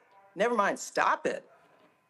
And that's what he did. And I saw him do that all the time. And biggest compliment I ever received from him was about a year ago. We were having one of our goddaughter, godfather conversations. And he said, "Don't you ever change." And I said, "Ooh, I want that in writing." This is from the man that says you must constantly change and evolve. He said, I said, are you telling me I'm there? I can stop now. He said, you can stop now. I said, I want it in writing, Quincy. I never got it in writing, damn it. But no, it's to me, that was the other great talent that he had as a human being, that he was able to eventually dig himself out of whatever he had dug himself into. Which it's a whole lot of that for the man folks affectionately call Q. Patti Austin, would appreciate. Now, Patti, where are you based? I live in Panama. I got out 3 years ago. That's another movie. And all of us were teasing that Quincy left when he did because he was not about to see our enemy number one, public enemy number one, from the president. Right. So actually, somebody hit me on Wednesday. They like, yeah, Q left on Monday because he didn't want to see this shit. So that was literally what somebody orchestrating. Right. That was what somebody stops orchestrating. That's exactly what someone said. Right on out the door. Well, Patti, when you're back in the States, or if I find myself in Panama, let's be sure to connect. Please, please, please. And I'm back and forth all the time, actually. All right. Nobody wants to let me retire. People, I've been doing this for 70 years. Do you hear me? Can I stop now, please? Hey, as long as the direct deposit still goes through, I'm good. Patty Austin, I appreciate it. Thank you so very much for sharing your reflections on Quincy Jones. Roland. Thank you. Love you as well. Folks, the great Patti Austin, we appreciate her sharing those reflections. Let's go to a quick break. We come back. Kirk Whalum sent us a video sharing his thoughts, and we'll also play a couple of more clips. And the only time I got Quincy Jones on camera, it wasn't long, but at least we made it happen. We'll show you that as well. You're watching Roland Martin Unfiltered on the Black Star Network.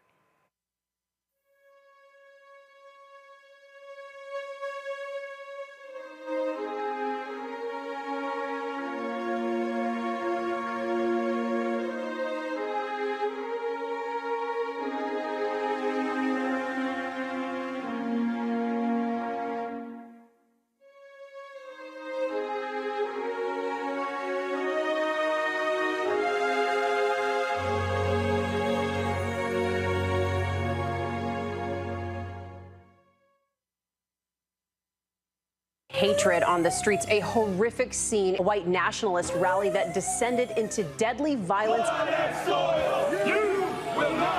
White people are losing their damn minds.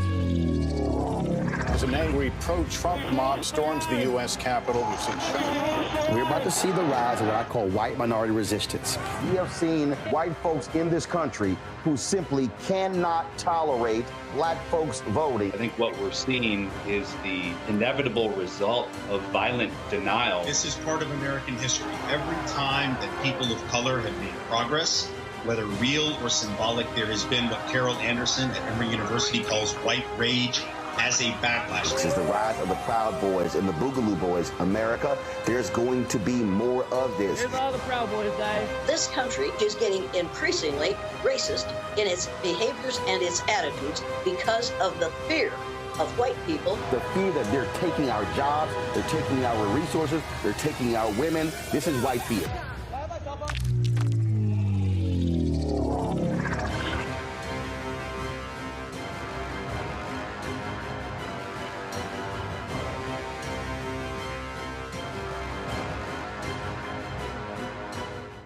Hi, I'm Dr. Jackie Hood Martin, and I have a question for you. Ever feel as if your life is teetering and the weight and pressure of the world is consistently on your shoulders? Well, let me tell you, living a balanced life isn't easy. Join me each Tuesday on Black Star Network for A Balanced Life with Dr. Jackie.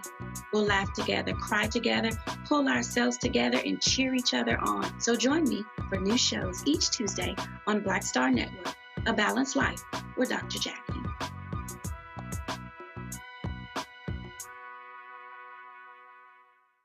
Pull up a chair, take your seat.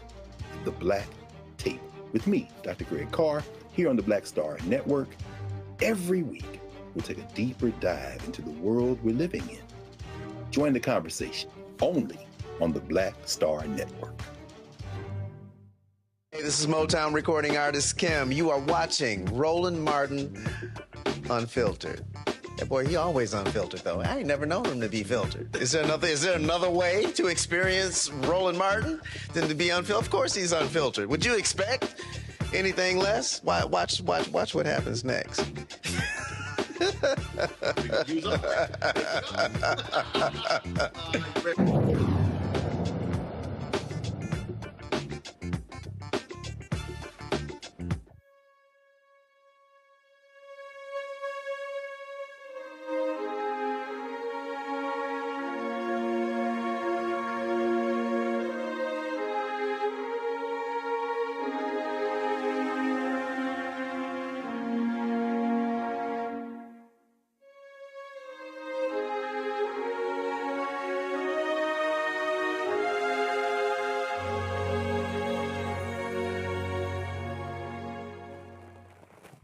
Well, there were several people who couldn't join us live on the show, but they wanted to pay their respects to Quincy Jones. One of them is my #1 artist, my homeboy, Kirk Whalum.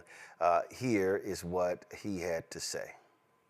Quincy Jones, of course, was an original, but I am so privileged to get to share a memory or two with him. First of all, Q used to love to snack. So if you were in the studio with him, you had to be, have superhuman strength to not eat all them M&Ms and stuff he always had around. And he had certain combinations that he liked, like one M&M and one potato chip at the same time, all that kind of crazy. But one thing that really, it was like the first real encounter I had with him, Bob James had recommended me for a session to play with Quincy Jones. And it was like, oh my God, I was just so nervous, So I'm in there in the studio and I played my solo and, and I looked over there at him, waiting for him, he's in the control room and, he's got the talk back button. And I'm just like, oh God, please don't tell me I didn't mess this up, because he wasn't saying anything. And it felt like an hour, I'm sure it was probably like 30 seconds, but I believe he probably played this though. He knew I was nervous and everything. So he finally hit the talk back and he said, you know what was wrong with that? I'm like, oh man, my one chance, and I blew it. He said, not a damn thing. Of course, he cracked up. Like, it was funny to him. It wasn't funny to me. I was like, man, you jerking my chain. And all was well, he loved it. And he was the guy, he would hire people to do what it is he wanted you to do. If he didn't know you could do it, he wouldn't hire you. And once he hired you, he didn't really give you a whole bunch of instructions. He's like, do what you do, And so the times I worked with him after that, I was equipped, And, man, I especially loved the thing we did with Sax in the Garden, the Secret Garden remake. Anyway, I love that brother, and he was an avatar for so many of us in composition and arranging and playing. He could play that trumpet too, but he was a humanitarian. He was a great, great person. Oh, we appreciate that, Kirk Whalum. Thank you so very much. And yeah, Sax in the Garden is one of my favorites. Music director Ray Chu also sent us this video for our Quincy Jones tribute.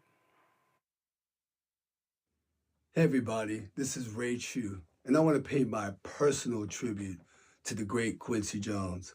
I met Quincy when I was very young, and before I even met him, I studied his music. I studied all of his albums, all the big band stuff, all the great stuff that he's done. And when I finally met him, it was such a great experience, and spending time with him, hearing his wonderful anecdotes and all his stories and the Quincyisms. Quincy could go, he's got like a barrel full of Quincyisms.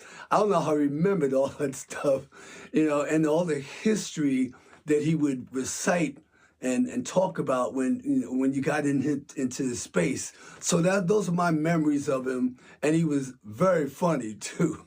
So, hey, like everybody that's going to be talking about Quincy, you can talk about Quincy for hours and hours, talk about his movies, you could talk about all of his world productions, We the World, all the great stuff. But most of all, it's about Quincy Jones, the man. And I got to know him as the Quincy Jones, the man, and that was my honor. Thank you.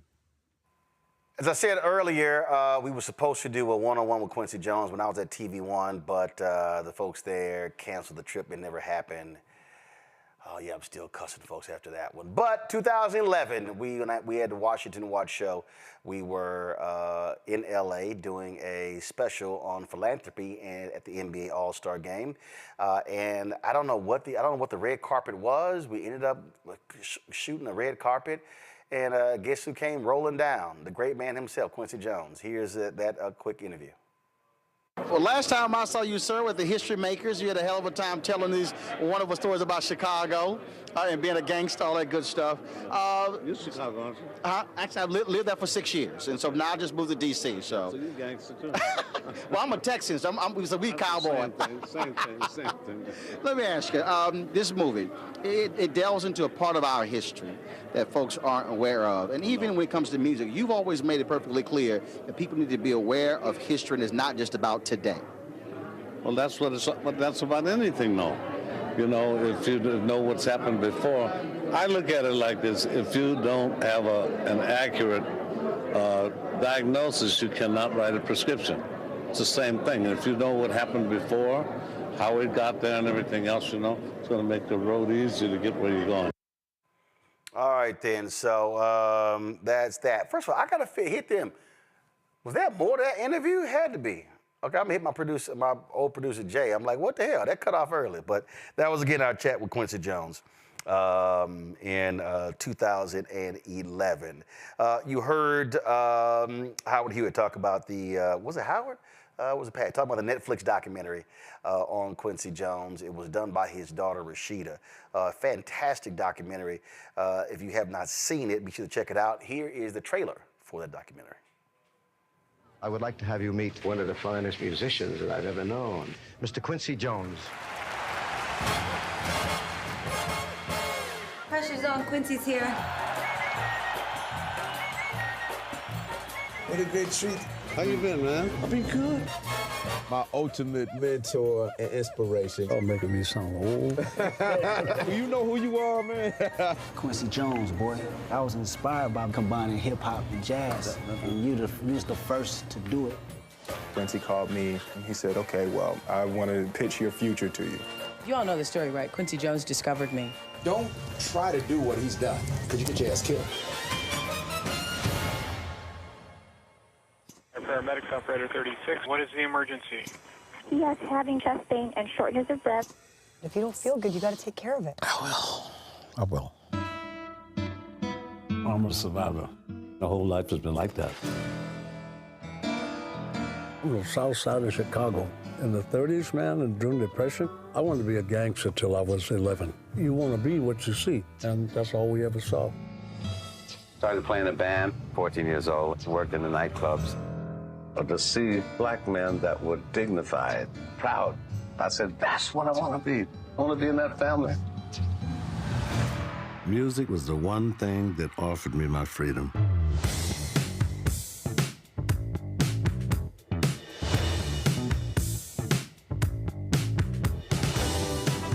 Dad, how do you deal with your ego and your art? You have to dream so big that you can't get an ego, because you never fulfill all those dreams. I got 6 daughters and 1 son. That's why I don't have any hair. I've seen the power of music as a tool to reach the hearts and minds of millions of people. At each stage in this remarkable career, he's been somebody who's walked through that door before anybody else has. You only live 26,000 days. I'm going to wear them all out.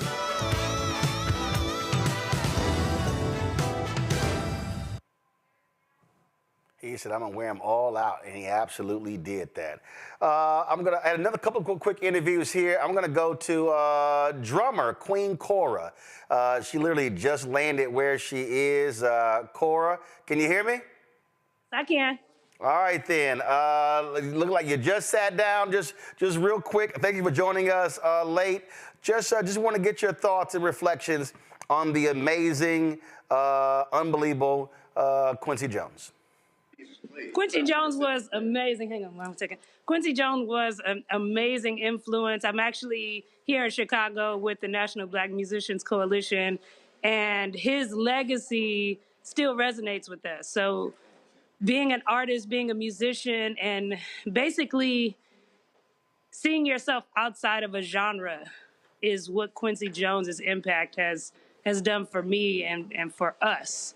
To be excellent at your craft as an instrumentalist and become a composer, arranger, producer, television, impact the television industry, the film industry, and how we hear and see music, how we see music as art, and how we see art as an impact on the lives of people around the world. I would definitely say his legacy is that for me. Just timeless and incredible. Incredible. You talked about not being defined by one genre. You've operated in different spaces, and I think what it shows for Quincy Jones is music is universal. It is worldwide, and you don't have to be confined, if you will. That's the beauty of music. There's no such thing as boundaries in music. Yeah, absolutely. And even business, like the business of music is something that I embraced, even as a publisher, and just going beyond the instrument to support your art, to expand your art, to have your art live light years longer than you. Well, I know you're quite busy. You said, hey, is there a small window to join? I'm glad you hit me. Just your final thoughts about Quincy Jones. Thank you, Roland, for having me on the show always. Quincy Jones is the quintessential expression of arts and education, and I'm grateful that I had an opportunity to meet him, grateful to share in his legacy and continue on as an artist and as a businesswoman and as an entrepreneur and creative. Quincy Jones is that, and his legacy will continue to live on. All right, then. Queen Cora, thanks a lot. Thank you, Roland. Appreciate it.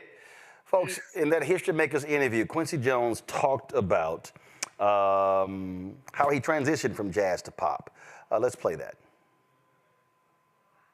There are no greater purists in music than jazz purists. So there must have been some pushback when you moved into pop. Honey, you think I care.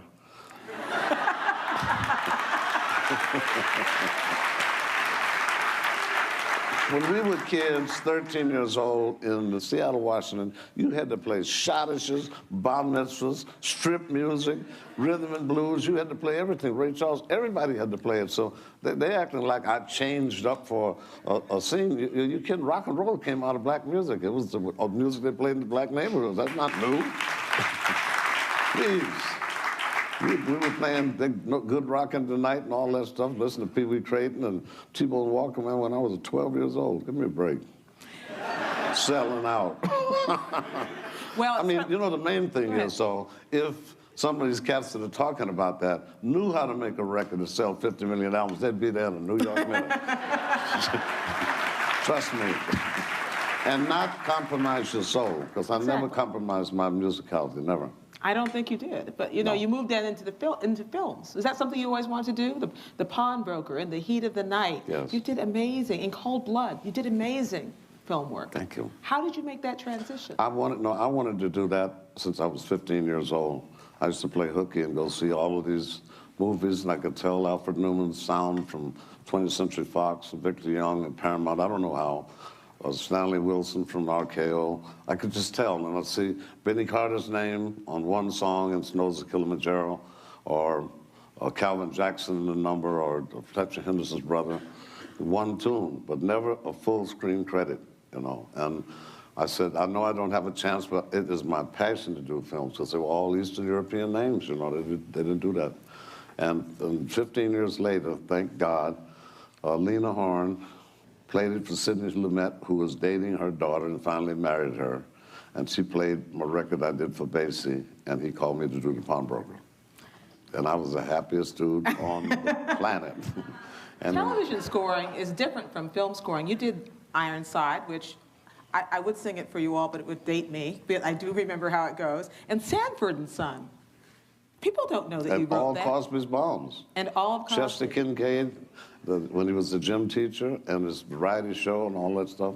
All of that. I did a lot of TV shows. So But that's how you learn the craft, you know.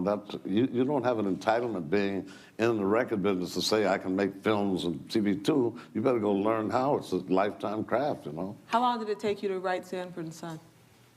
20 minutes. Bud Yorker came to me and he said, I'd like you to go see the film on it.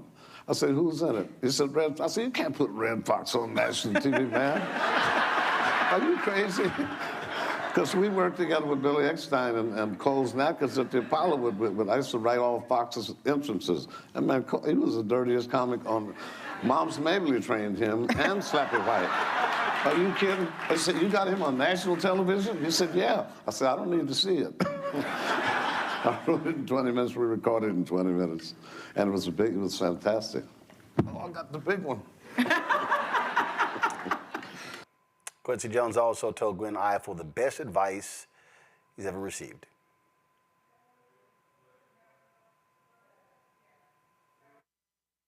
The best advice I ever got was from Nadia Boulanger in 1957. She said, your music will never be more or less than you are a human being. And so I started to work on the human being. I'm discovering a lot of things about myself, you know, and I'm trying now for the last 2 years to get all of the negative thoughts out of my body. Grudges, no more anger. It's a waste of time. And Mark Twain's words just overwhelm me. Anger is an acid which does more harm to the vessel in which it's stored than anything on which it's poured. And isn't it amazing to get to 85 to figure that out? It's pretty ridiculous, but you learn it from mistakes. Well, that actually was from the Netflix documentary on Quincy Jones. Folks, that is it for our tribute. We appreciate everybody who has joined us. Again, Quincy Jones, an absolutely amazing man. He was always funny. So every time I would see Quincy, for some reason thought I traveled with him on a trip to China. And every time we would see each other, he would say, Roland, he said, man, did we have so much fun in the trip to China? I have no idea what the hell Quincy was talking about. Because the only time I went to China was with the National Urban League. But of course, I never corrected Quincy and just went along with it. But it was always funny. So I can only imagine what the hell happened on that trip to China. Folks, that is it for us. We'll see y'all on Monday right here on Roland Martin Unfiltered on the Black Star Network. And certainly our prayers and thoughts go out to the family of Quincy Jones. Y'all take care. Holla!